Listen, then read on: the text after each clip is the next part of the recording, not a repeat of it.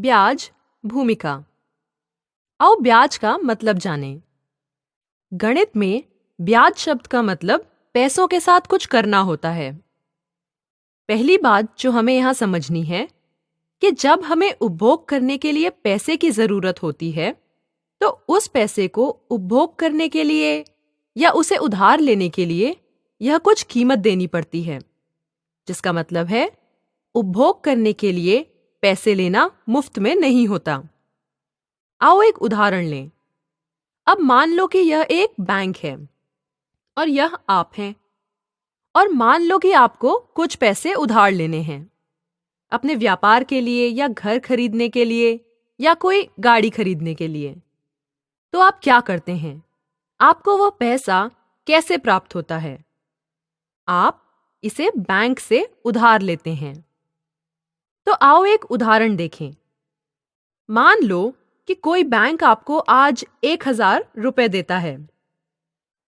इस पैसे को आप अपने काम के लिए प्रयोग करने जा रहे हैं, और जब आपका काम हो जाता है तो आप पैसा वापस करेंगे। परंतु जब आप पैसा वापस करते हैं तो आप सिर्फ 1,000 रुपए वापस नहीं देते, बल्कि आप 1,000 के साथ कुछ और भी देते हैं। अब ये और क्यों? क्योंकि आपने उन पैसों का प्रयोग करके ही यह पैसे उपयोग किए हैं। इसलिए उदाहरण के तौर पर अगर यह कहें कि आपने बाद में जब पैसे वापस किए तो आपने 1,000 जमा 100 बराबर 1,100 रुपए दिए।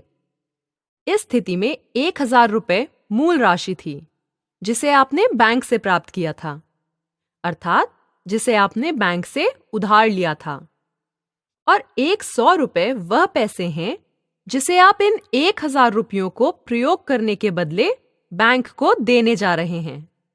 तो यह अतिरिक्त पैसा जिसे आप उस पैसे के प्रयोग के बदले में या फीस जो आप इन पैसों के प्रयोग के बदले में देने जा रहे हैं, ब्याज कहलाती है। इसलिए इस स्थिति में 100 रुपए ब्याज है, और जो पैसे आपने बैंक से उधार लिए थे उसे ऋण कहा जाता है। ऋण वह पैसा है जिसे आपने बैंक से उधार लिया था। तो आओ कुछ शब्दावली के बारे में जानें जिन्हें हम गणित में प्रयोग करते हैं। मूलधन। मूलधन वह राशि है जिसे आप प्रयोग करने के लिए उधार लेते हैं, जिसे आप किसी बैंक या किसी वित्तीय संस्थान से लेते हैं। तो इस स्थिति में मूलधन 1,000 रुपए है। ब्याज वह पैसा है जिसे आप उस पैसे के उपयोग के बदले अतिरिक्त अदा करते हैं। तो इस स्थिति में ब्याज 100 रुपए है। और मिश्र धन। मिश्र धन वह है जिसे आपने कुल मिलाकर बैंक को वापस दिया। तो आपने मूलधन के साथ साथ ब्याज भी वापस दिया। तो मिश्र धन इस स्थिति में कुल पैसा है, जो कि है 1,100 रुपए। तो अभी तक हमने जो भी हल किया वह ऋण के बारे में है। कभी-कभी क्या होता है कि आपके पास कुछ पैसा है जिसे आप बैंक में रखते हैं, अर्थात आप अपना पैसा बैंक को प्रयोग करने के लिए देते हैं। तो मान लो कि आज आपने 1,000 रुपए बैंक में रखे, तब बैंक उस पैसे का प्रयोग करने वाला है और बाद में बैंक आपको अधिक पैसा लौटाएगा। बैंक आपको 1,000 जमा 100 रुपए वापस करेगा। 100 रुपए यहाँ पर ब्याज है, जिसका मतलब है बैंक बाद में आपको 1,100 रुपए वापस करेगा। इस तरह की बात जहां आप पैसा बैंक में रखते हैं और बैंक उसका प्रयोग करता है, उसे जमा धन कहा जाता है। इसका मतलब है आप अपना पैसा बैंक में जमा करते हो और उस पैसे के प्रयोग के लिए बैंक आपको ब्याज देती है। फिर से इस उदाहरण में मूलधन 1,000 है, ब्याज 100 है और मिश्र धन 1,100 रुपए है। अब यदि आप ध्यानपूर्वक देखें, आप देख सकते हैं कि मिश्र धन बराबर है मूलधन जमा 100, क्योंकि मिश्र धन कुल पैसा है जिसे आपने प्राप्त किया है, यदि आपने जमा किया है, या फिर आप वापस देते हैं यदि आपने ऋण लिया है। इसलिए कुल पैसा है मूलधन और ब्याज, जिसका मतलब है मिश्र धन बराबर होता है मूलधन जमा ब्याज।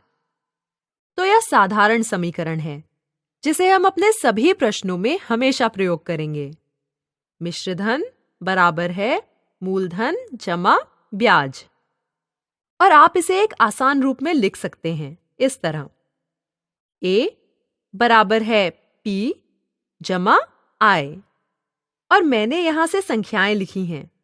जो उदाहरण हमने अभी अभी हल किया, जहां पे मूलधन 1000 है, ब्याज 100 और मिश्र धन 1100 है। इसी समीकरण को आप इस तरह भी लिख सकते हैं: I बराबर है A घटाव P।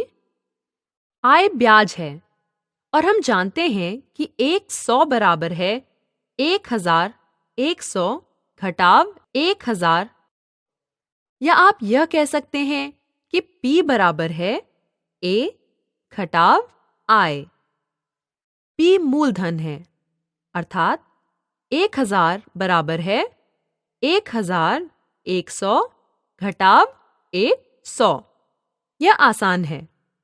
वास्तव में यहां एक ही समीकरण है। A बराबर है P जमा I। इसे समीकरण को विभिन्न तरीकों में लिखा जा सकता है।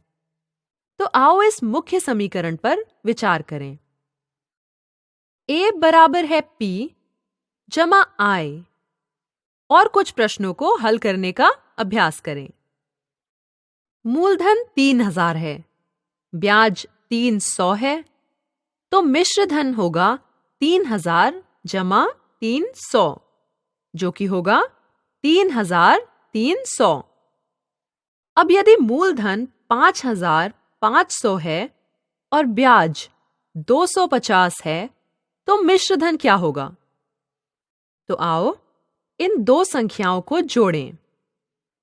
5500 जमा 250 बराबर है 5750। अगले उदाहरण में हमारे पास मूलधन है और मिश्र धन है। ब्याज हमें ज्ञात करना है।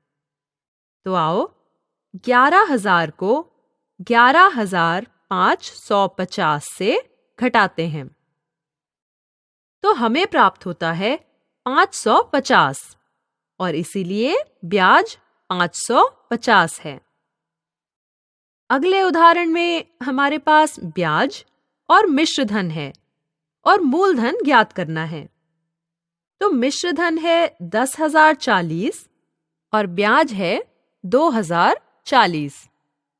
तो आओ 2040 को 10,040 से घटाएं, तो हमें प्राप्त होता है 8000।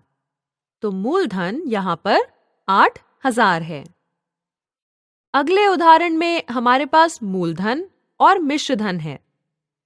तो आओ ब्याज ज्ञात करने के लिए मिश्र धन से मूलधन घटाएं। 825 घटाव 750 बराबर है 75, तो ब्याज यहां पर 75 है। अंतिम उदाहरण में हमारे पास मिश्र धन और ब्याज है और हमें मूलधन ज्ञात करना है। तो आओ 31,800 में से 1,800 घटाएं। हमें प्राप्त होता है 30,000। इसीलिए मूलधन है 30,000 और आप देख सकते हैं कि यह गणना करना बहुत ही आसान है।